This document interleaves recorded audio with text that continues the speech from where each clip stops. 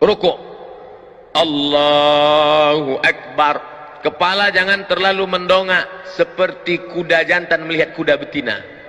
Jangan terlalu menunduk seperti sapi ketemu rumput, tapi datar. Andai diletakkan bejana mangkok di atas, maka tidak tumpah saking datarnya.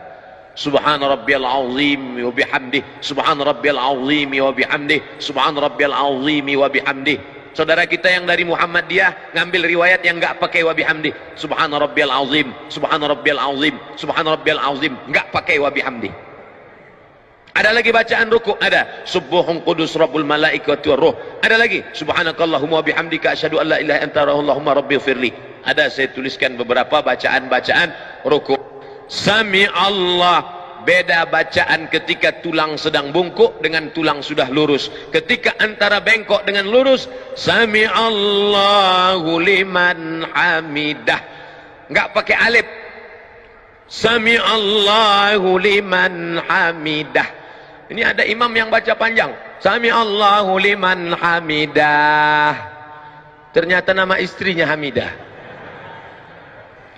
Setelah tulang belakangnya lurus, Rabbana lakal hamdu mil'us samawati. 3 versi. Rabbana lakal hamdu mil'us samawati wa mil'ul ardi wa mil'u ma syi'ta min syai'in ba'du.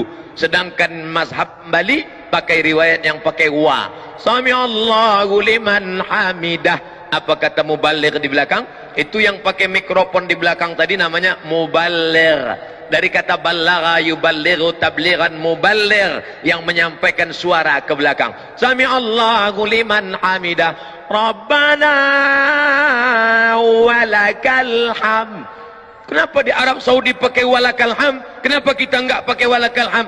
Karena memang ada 3 riwayat. Riwayat pertama, Rabbana lakal ham. Riwayat kedua, Rabbana walakal ham. Riwayat ketiga, Allahumma Rabbana lakal ham. Ujungnya sama, mil'us samawati wa mil'ul ardi wa mil'u ma syi'ta min syai'im ba'du. Setelah itu sujud. Ketika sujud, tangan tidak lagi diangkat, sujud saja. Ikhtilaf mazhab Syafi'i, mazhab Hambali, mazhab Maliki, 4 mazhab sepakat ketika turun lutut lebih dulu. La yaburuku ahadukum kama yaburukul ibil. Jangan kalian rukuk sujud seperti menderum turunnya unta. Maka riwayat Hujr Ibnu Wa'il Ibnu Hujr dengan riwayat Abu Hurairah berbeda. Yang dikuatkan riwayat yang mengatakan lutut duluan turun.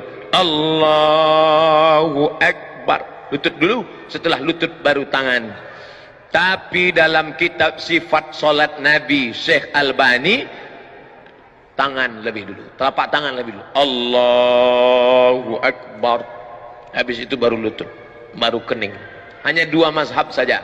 Mazhab jumhur mayoritas ulama, lutut dulu. Mazhab Syekh Nasruddin Albani dalam sifat salat Nabi, tangan dulu. Jangan buat mazhab ketiga, kening dulu. Enggak ada itu. Nah, lalu kemudian dia pun sujud. Allahu Akbar.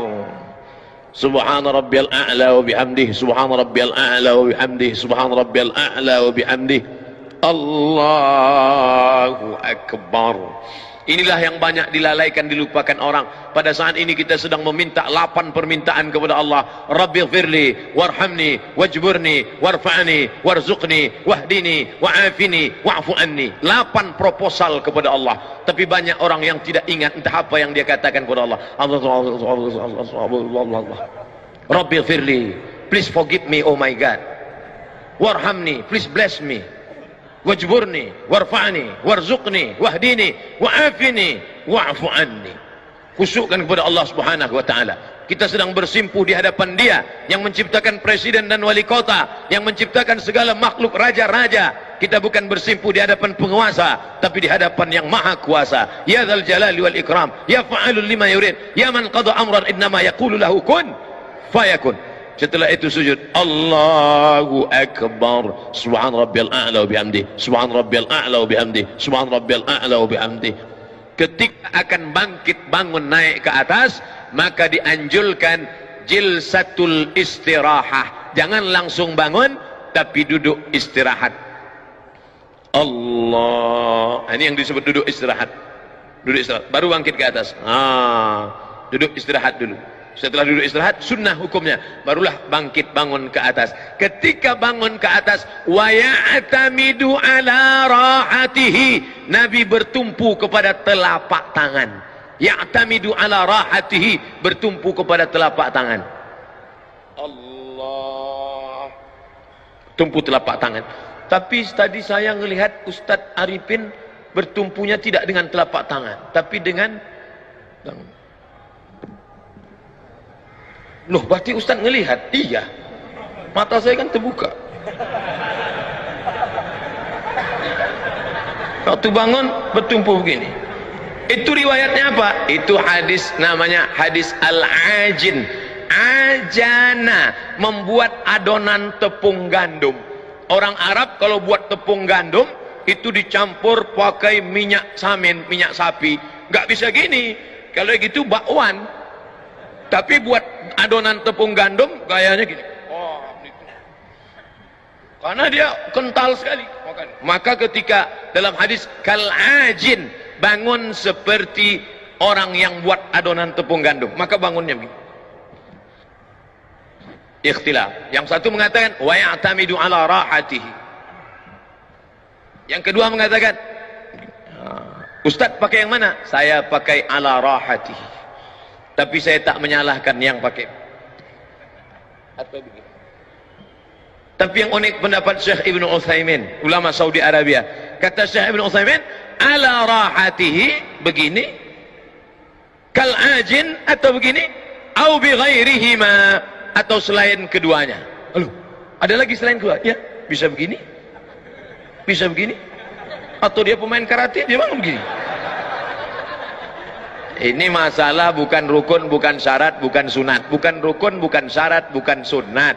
Bukan rukun, bukan syarat, bukan wajib. Bukan rukun, bukan syarat, bukan wajib. Tapi sunat. Dilaksanakan baik. Maka tadi kita semua bangkit begini. Andai orang tidak pakai duduk istirahat, ya nggak apa-apa. Bangun dia langsung. Allahu Akbar. Boleh. Karena Nabi pun pernah melakukan itu ketika masih muda. Tapi ketika badannya sudah berat, maka dia pakai duduk jilsatul istirahah. Saya tidak urutkan rakaat 1, rakaat 2, rakaat 3, enggak. Kita hanya membahas yang ada masalah khilafiyah. Adapun yang enggak ada masalah, maka tidak kita permasalahkan.